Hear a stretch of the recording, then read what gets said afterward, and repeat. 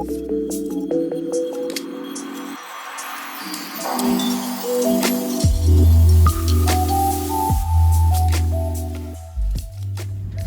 afternoon, Mystic. Good afternoon. My name is Baback, Dr. Baback Amen. My great pursuit, my great passion and joy in life is the cartography and expansion of human consciousness, which is why 2 days of the week I modulate it to the off position as an anesthesiologist. I also wear the hat of a functional and longevity physician, and I've been an ardent lifetime student of the mystic arts alongside, and it's my joy and my pleasure to weave these seemingly disparate philosophies, these seemingly disparate paradigms into a cohesive syncretic one with my beloved Layla. So we're super excited to share with you what is a syncretic merging of our lifetime's work. So I have been practicing Tantra and spiritual practices for over 20 years now. So has my beloved actually, but his specialization is in biooptimization and health. And what we've seen is that there's a deep interconnectedness. So I've spent a lifetime studying how the fragmentation and repression of our sexuality and our primal power is actually disconnecting us from the true power of our hearts, which then disconnects us from our mystical spiritual sovereignty. And so I believe this is an example of the fall of humanity as written inside of our energy bodies. And so this fragmentation can be healed and restored energetically by creating sexual health, heart health, and then eventually spiritual health and power once again. My beloved has spent his life studying the biological fall of humanity. And I have seen now that they actually go hand in hand. I'm gonna get my hood to stay up, I'm committed. So they actually go hand in hand. This biological depletion that so many of us are experiencing, chronic tiredness, health issues, mitochondrial depletion, that this is actually also an aspect of our core disempowerment as humans. And so today we're going to write a map together of not only how that fall is happening inside of us and the signature of it, but to talk you through practices, understandings, and philosophies that you can start to adopt, which will help you rebuild your biology, your energy system, and your personal power from the inside out. We'll also guide you through an embodied practice that will take you inside of yourself to rewire, reprogram, and reestablish that energetic and biological power from within.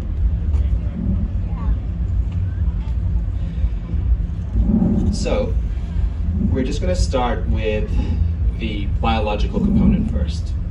And we're going to examine briefly what the prevailing paradigm vis-a-vis health looks like. It's a primarily materialist and reductionist view of the body. Not primarily, in fact, it's wholly such. It views the body as a biological machine, as a series of siloed Newtonian clocks that are made up of gears and pathways that interrelate with one another with linear cause and effect.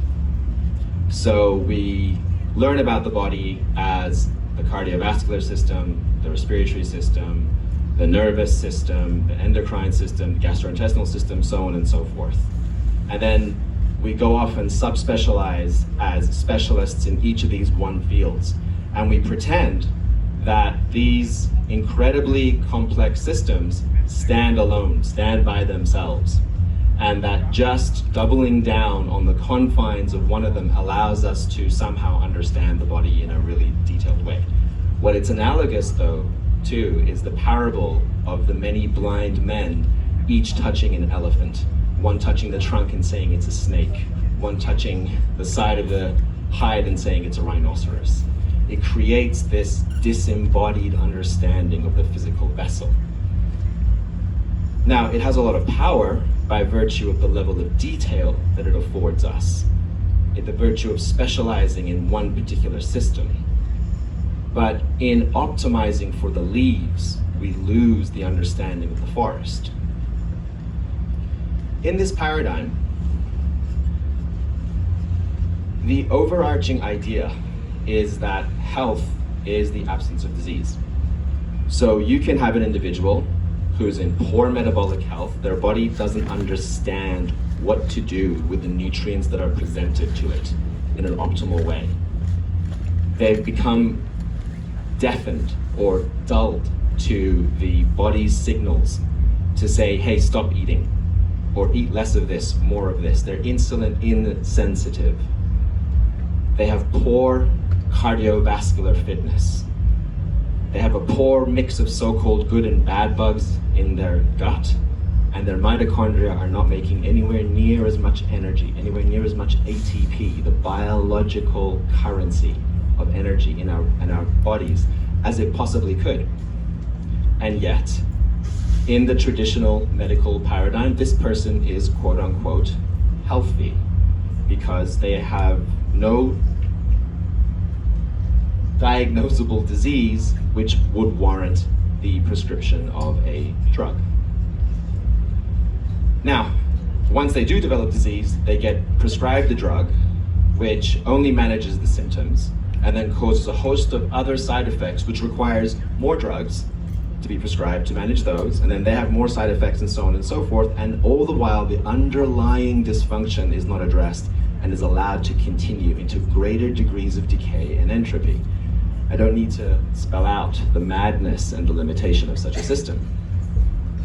Yet it has been the prevailing and dominant notion of health and health management for over a century. Then we have materialism 2.0. We have the next updated iteration of this. And that's a paradigm that centers around taking the biochemical pathways and augmenting them, right? So using a molecule, a nutrient, a technology like a hyperbaric chamber or a photobiomodulation red light panel to really upregulate bits of your body so you become superhuman. And if you turn the dial up to 11 on all these different parts of your body, then clearly you're gonna become like super healthy and not get sick, right? Wrong.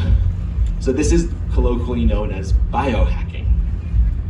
Even the word biohacking implies an energetic degree of violence upon the physical vessel. It is an inanimate thing to be managed. It is a dull system that can be bested rather than a complex system that can be stewarded and loved. It's not particularly healthy.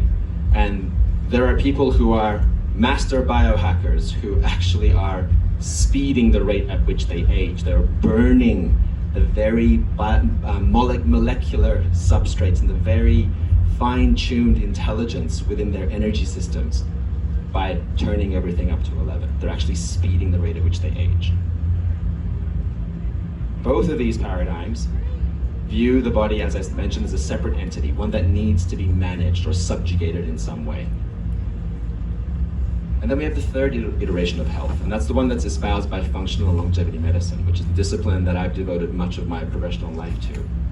And this is one that uses science, it uses biometric data, and a comprehensive understanding of an individual's lifestyle, their diet, their stress, their sleep, their spiritual and emotional health, and creates a constellation of information about this person's life, and then systematically addresses the places in which they are vulnerable.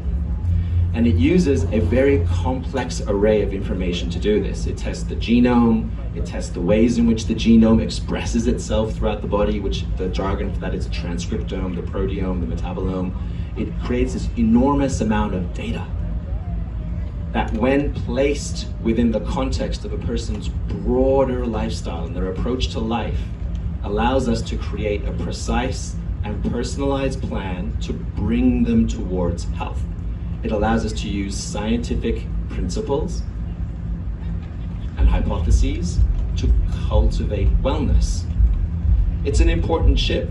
It's a huge and important shift because it takes the view away of the body as a series of siloed systems that don't talk to one another, and it begins to understand the physical vessel as a complex, interconnected, open system that responds intelligently to the information that is presented to it.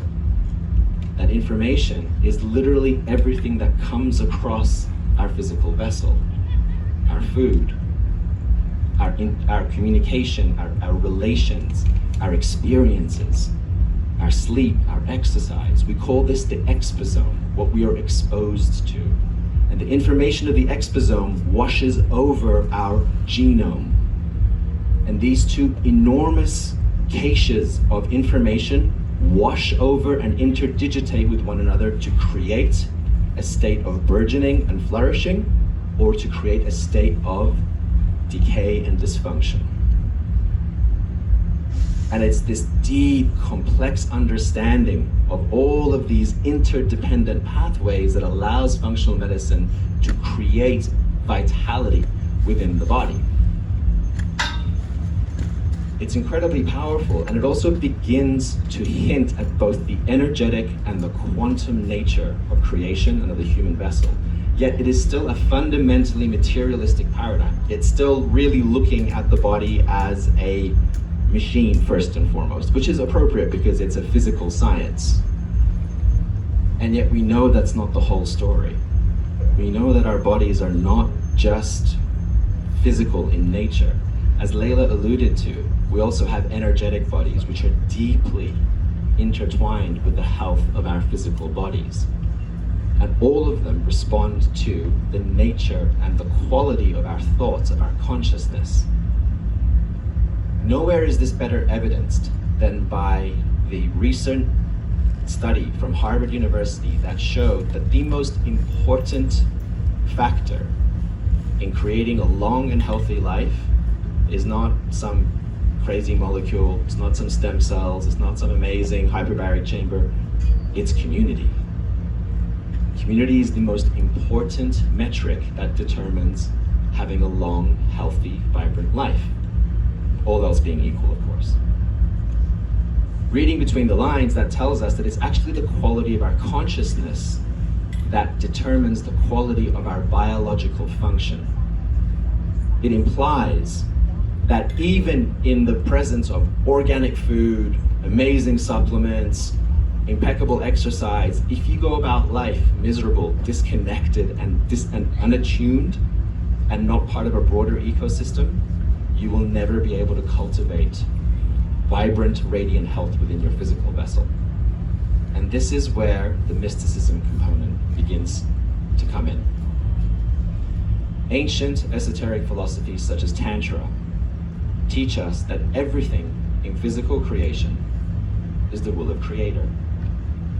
Therefore, all aspects of physical creation are a pathway back to Creator and to source consciousness. Literally everything within the physical realm, if we meditate upon it without any kind of story, affords us a slipstream back to God. What does that mean, and why is that important? Well, it means that we were created, we were forged from the imprint of wholeness and perfection.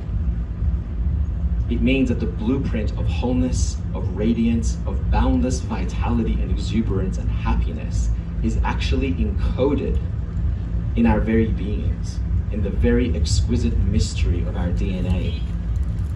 And it's only our interaction with a chaotic, entropic world, a world filled with entropy, that moves us away from this birthright that we were endowed with, that we were all born with. Similarly, alchemy teaches us that spirit, mind, and body are actually echoes and emanations of the exact same thing, which in plain language means they are interconnected, they are interrelated, they are indivisible from one another, which is why your thoughts can affect your biology, and your biology can influence the kind of thoughts that you have. It's also the basis of the meaning of our body as being a temple. If spirit, mind, and body are echoes and emanations of the very same thing, of divine will expressing itself through creation, then what our body actually is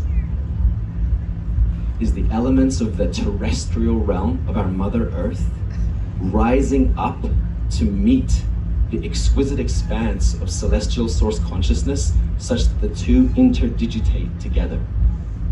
And they interlock and give rise to the mind as an interface, as a medium that allows life to spring forth.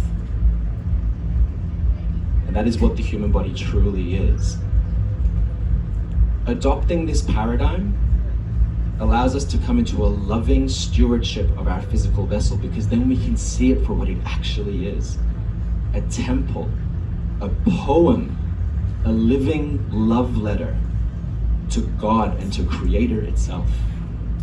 And when we adopt that paradigm, we can attend to the realm and the confines of the temple with love and with care, rather than with the idea of like, oh, whipping yourself. Oh, I've got to exercise. Oh, I've got to stop eating junk food. Oh crap, I've got to not go here, not do that, not smoke. When we come to an understanding and a genuine embodied ownership of this temple, we nurture it lovingly, intentionally, with both discernment and devotion woven together.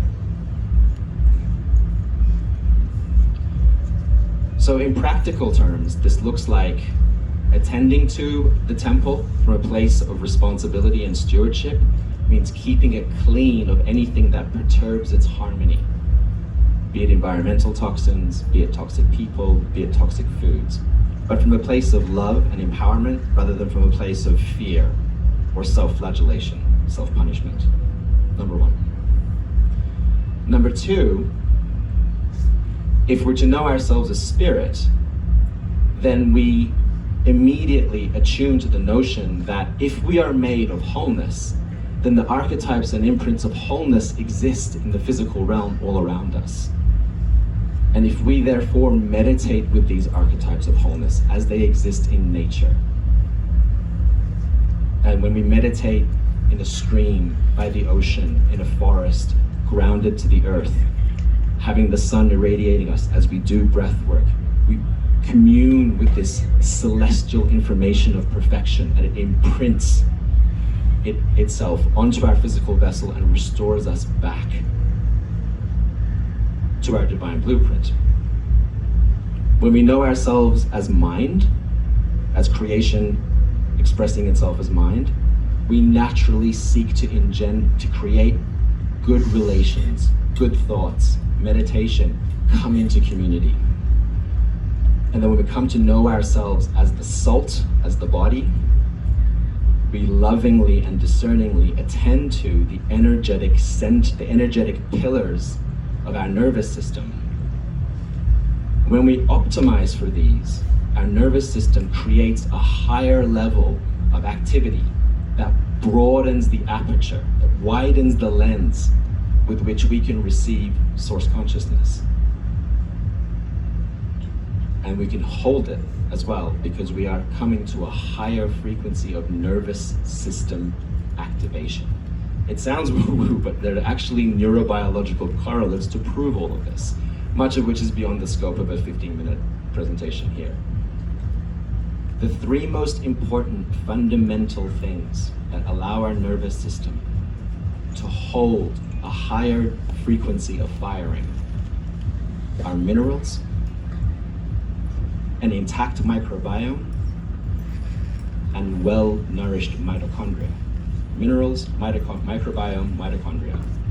All three of those are interrelated with one another, and all three of those, when attended to with discernment and with care, expand the lens with which we can let source consciousness in and hold it. If anyone wants to know some of the most, well, I'll just do them now. So for minerals, shilajit and fulvic minerals is one of the most powerful and important things that we can give our body on a daily basis. With regards to the microbiome, enhancing our powers of digestion, assimilation, and absorption, create a healthy gut. Digestive enzymes, meticulous attention to food combining, eating whole foods, avoiding all processed foods,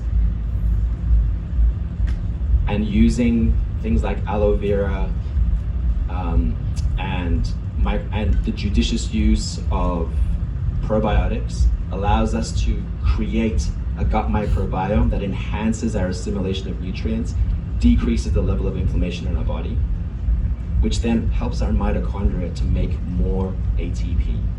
And the nutrients that specifically help our mitochondria the most are urolithin A, CoQ10, and PQQ. If anyone wants more detailed information, I can make myself available after the talk. But the most important thing is the adoption of this paradigm of the intentional stewardship of the temple with both discernment and devotion, such that it becomes more vibrant and creates a positive feedback loop, an upward spiral of growth, evolution, and transcendence.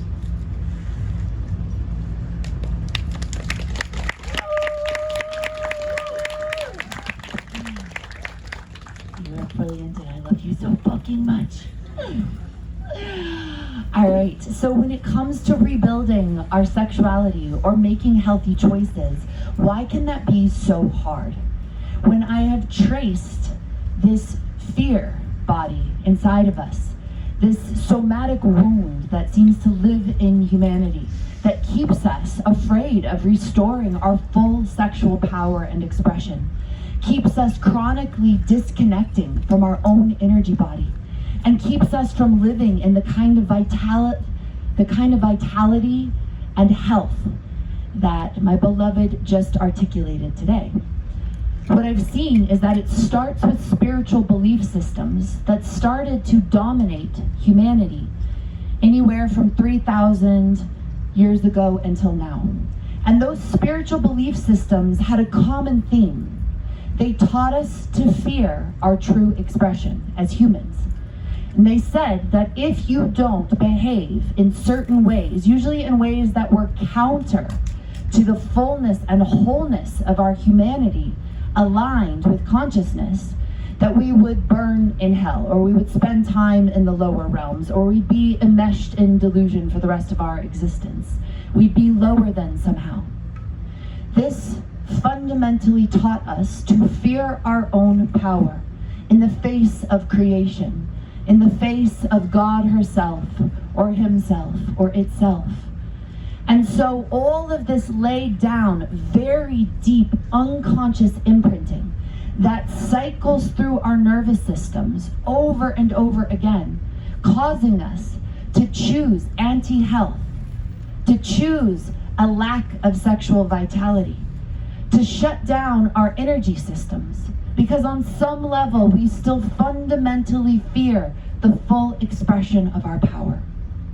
One of the reasons that I love Tantra as one of, in my own personal opinion, most advanced, beautiful, and whole spiritual systems that exists on this planet is that it is an antidote to the toxicity of spiritual beliefs that would have us fear our wholeness and our power.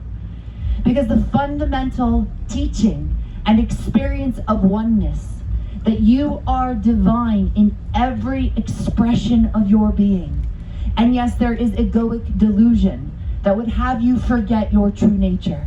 There is egoic delusion that causes you to operate from masks and to operate from performance rather than the absolute knowing of your wholeness and that there is nothing to get from this reality.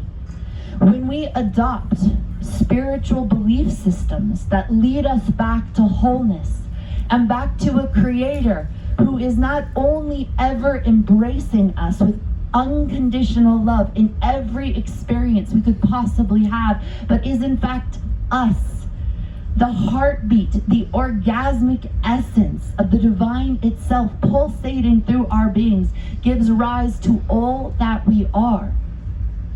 We start to emerge in our power once again. And this fundamental rebuilding allows us to exist in a full, thriving state of health, a full, thriving state of sexual expression, and a full, thriving state of energy. Ultimate enlightenment is independent of any state. And when we live the full pulsation of consciousness itself, the gnosis of that, We return to a wholeness and power in our expression. That is what we want for everyone. It's what we desire for ourselves. It's why we choose greater and greater sexual practices, health-orientated practices. And what I love that I actually thought about this morning as we were going through our philosophies and our teachings of this talk is that I realized that every ancient spiritual tradition that was mystical had a correlating healing tradition. So you never did Tantra or even yoga without practicing the principles of Ayurveda. You never did Taoist practices in the Chinese tradition without also accessing Chinese medicine. This was because the ancients knew that to restore optimal spiritual connection required deep biological health, and that they went hand in hand. The more you activate your energetic and spiritual power, the more your nervous system will be longing for deeper support, deeper nourishment. And so many of us have this experience that as we spiritually heal, so too do health pieces arise within us to be addressed.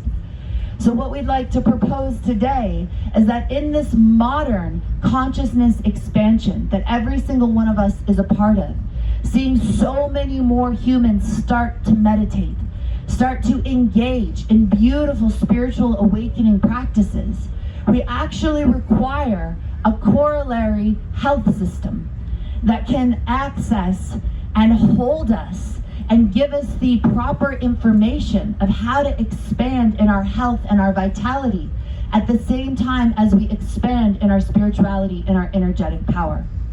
One of the things we would offer is that this burgeoning tradition that is developing in the West right now of biooptimization could be that healing tradition.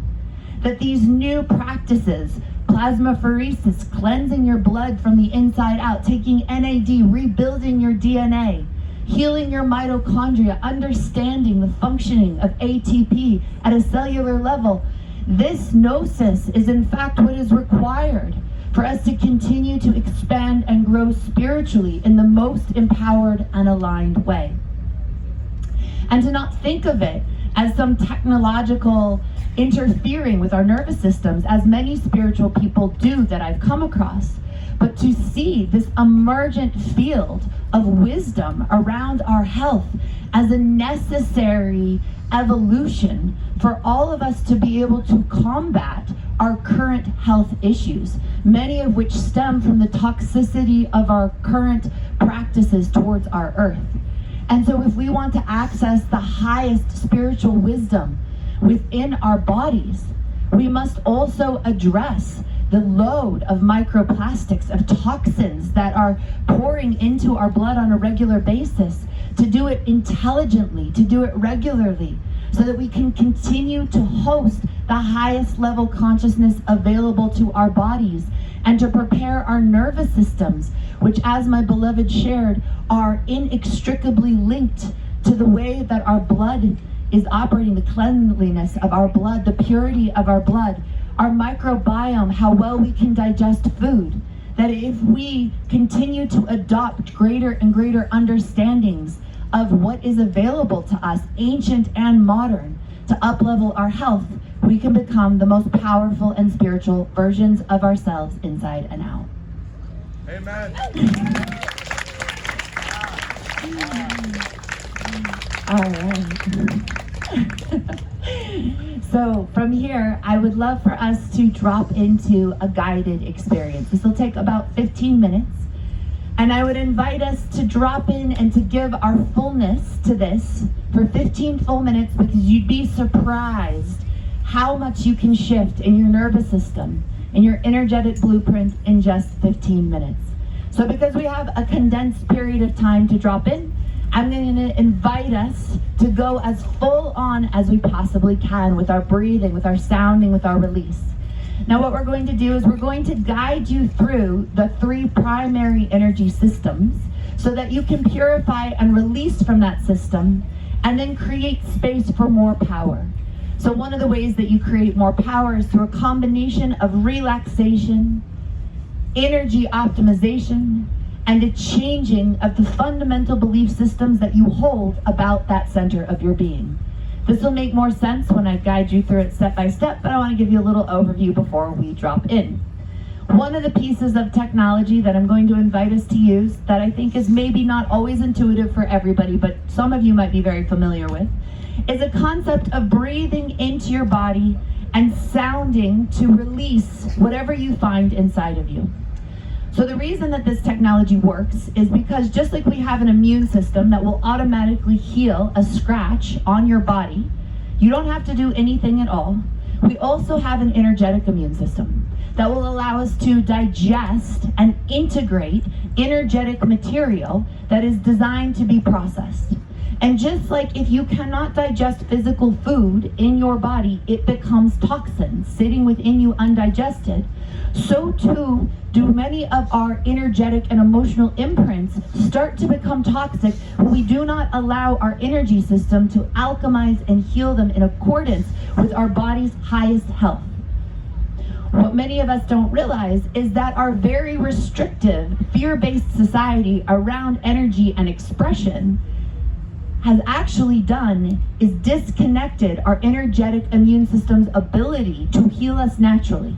This allows many energetic and emotional experiences to pile up within us, actually creating a kind of toxicity and heaviness in our energy bodies that we don't need to carry. There are many different technologies for allowing our energetic body to digest and keep us healthy and whole, but many of us are afraid of using them fully because we've been trained that they're weird or odd or strange. One of the fastest things that I've ever seen that allows our body to digest these underlying layers of heaviness is to breathe, feel, and sound what's inside of us. So if I breathe and I don't sound and I don't allow myself to feel, it looks something like this.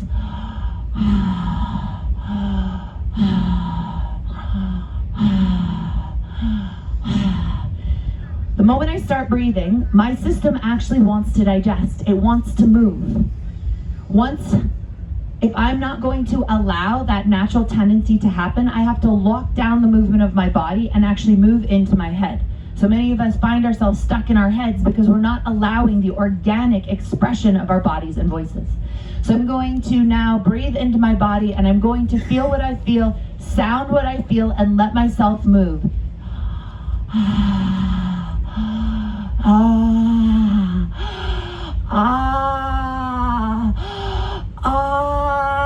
I'm going to feel for a layer within me that's restricting my wholeness and power, and I'm going to sound it out. All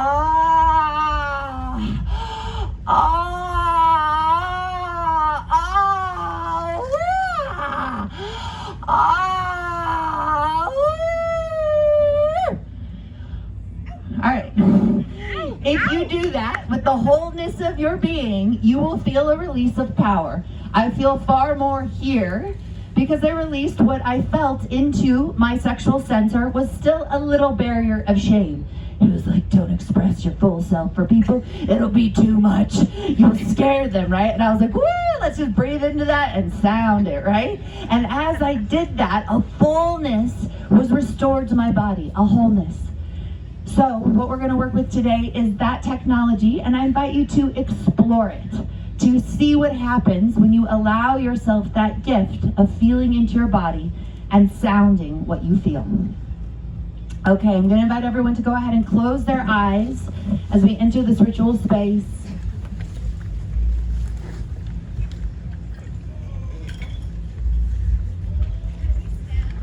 You can stand if you want, but seated works good because we are going to do breathing.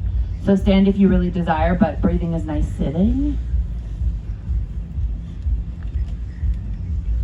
Can we lie down?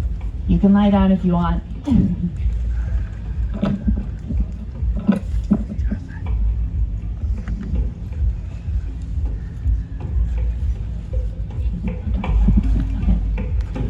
Okay, so I'm going to invite everyone to close their eyes and we're going to co-create ritual space together.